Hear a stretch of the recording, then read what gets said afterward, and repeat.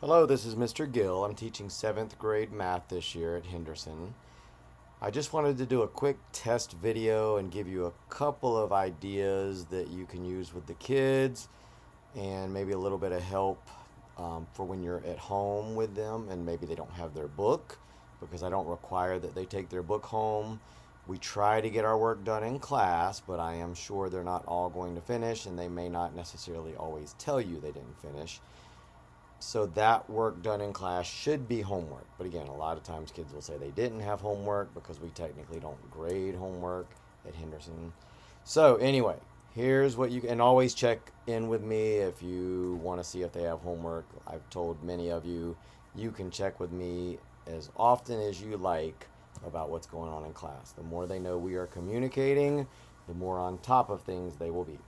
So I am in Clever right now. My Clever looks a lot different than their Clever. If you're brand new to Henderson, Clever is just where the students can get to all of their different tools that they use for school. So in this case, I am showing you the online book. That is this icon right here. It should be right on the main page for the students, I think. Maybe if they've never used it, it won't be. I have it saved as a favorite. If you see this little blue heart, they're not always blue like that. There you go. So this one is not blue, but if I click on it, it will turn blue, and then it goes to the top of my screen in favorites. So you can do that with your kids, and it'll always be the first thing you see. But if you don't see it anywhere, you can actually type it into the search box. I'm not going to do that because for some reason names of students pop up. So I will show you what it looks like though. I think I can do this. It's taken me a while to finally perfect this. So yeah, so you see if I type in Savis, up pops the book. You have to click on this link right here. At least when I click on the words, it didn't work. You have to click on where it says link. And if you do that, you will get to where I'm about to get to. And again, you will not see what I see. I'm a teacher, I have multiple classes, so I see a lot more information. The main thing they should see, I don't think they'll see any of this. The main thing they should see is a little icon that looks like this. Savis Realize, that's the name of our book. Well, actually, Envision is the name of our book, but this is how we get to it. So if you click on this, now it should take you to what our book looks like. So here's what our book looks like over here.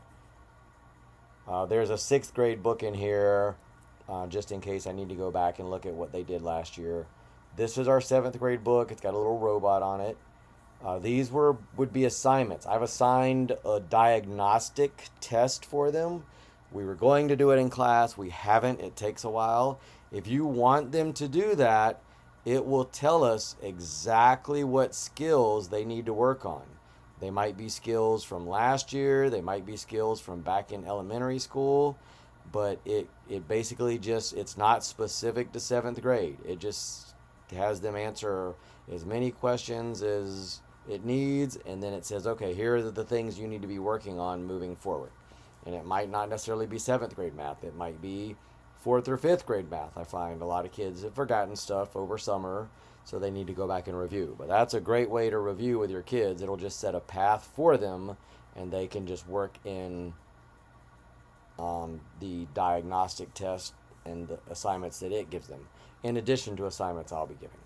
So if we go into the book, there's supposed to, well, there is an interactive version. I don't, it hasn't been real interactive for me. I thought it showed examples and gave them help, and I'm not seeing that. So I'm going to play around with that more, but the most important thing might be right now, there is a Spanish version. We do not have a hard copy, a printed Spanish version of the book in our room. We only have the English version. I know a lot of the kids struggle a lot with English. So if you want to use this when you're at home instead of even using the paper book that maybe they do bring home, it will have everything in Spanish. I'm not going to go into Spanish when I don't speak Spanish, so I will let you guys know that. I can get somebody to help translate if you want to have a conversation. I'm going to just go into the normal book. Like I said, I'll probably do a later video. If I find out the interactive edition, which is right here, if I find out that does more, I'll probably do another video. But these are our chapters. They call it topic, but it's basically each chapter. And then within each chapter are the lessons we do. So we've already done... Oh, here's a good review. We did not do this in class yet. We did a different review.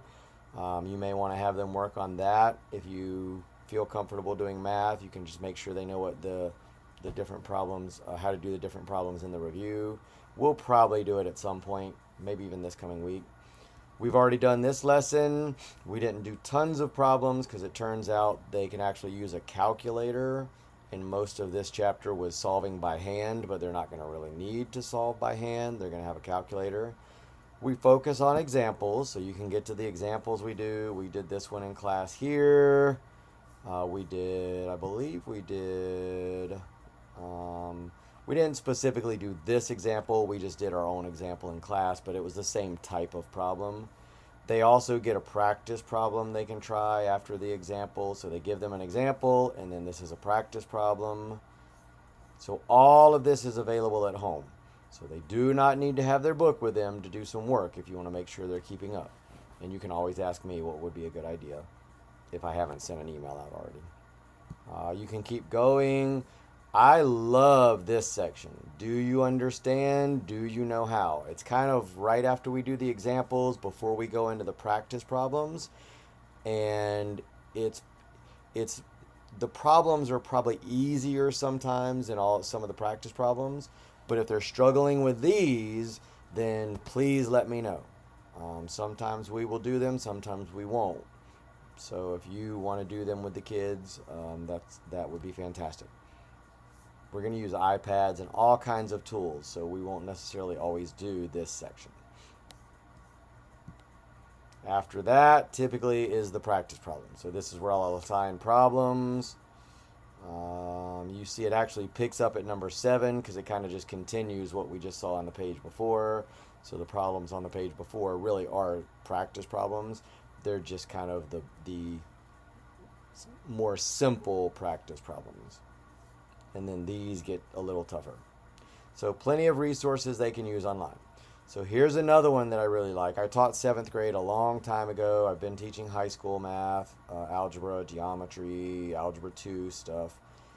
So I used to use, and I do have my own YouTube channel, so I still use, but there was a gentleman that I really liked. Oh, we'll come back to this in a minute. I was just making sure it worked.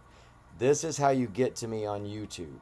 I'm going to post a lot of review videos like this one that are just to try to help the kids. There's a gentleman that has a site or a channel, whatever it's called on YouTube. I don't know. It's Math Antics, but you can always just type in a lesson we're working on. If I haven't posted something on it specifically, type in whatever we're doing. Proportions, I'll send an email out normally or a message on talking points letting you know kind of what we're doing for the week. If you just type in proportions, I would type in maybe 7th grade math to make sure it's specific to 7th grade. You'll get a ton of videos that pop up that are at our grade level. This is the gentleman that I really like, Math Antics. And his name of his channel, I guess it's a channel, is Math Antics. He does a great job. His videos can do graphics and things that I won't be able to do.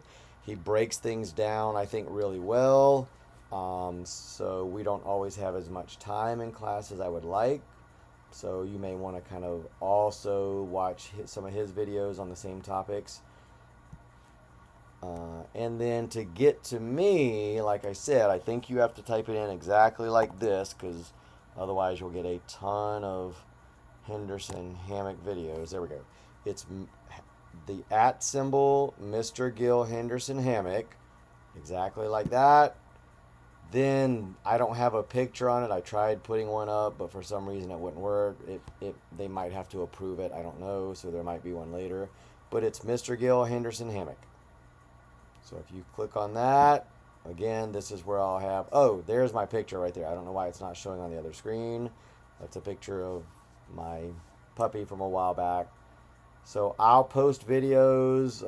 I will probably try to post videos fairly regularly. A lot of times they will just be review videos of what we did for the week. Sometimes they'll just be videos maybe to help kids learn how to use a calculator or something like that, or the online book like I'm doing right now.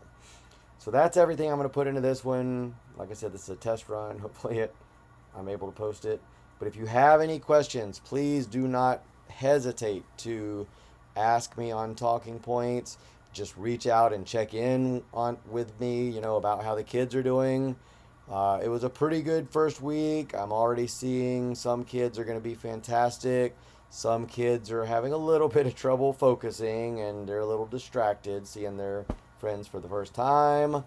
If we can get them off to a good start and make sure they understand how important it is to stay focused, that will certainly help. So I will be talking to you guys soon, I am sure. Thanks. Bye-bye.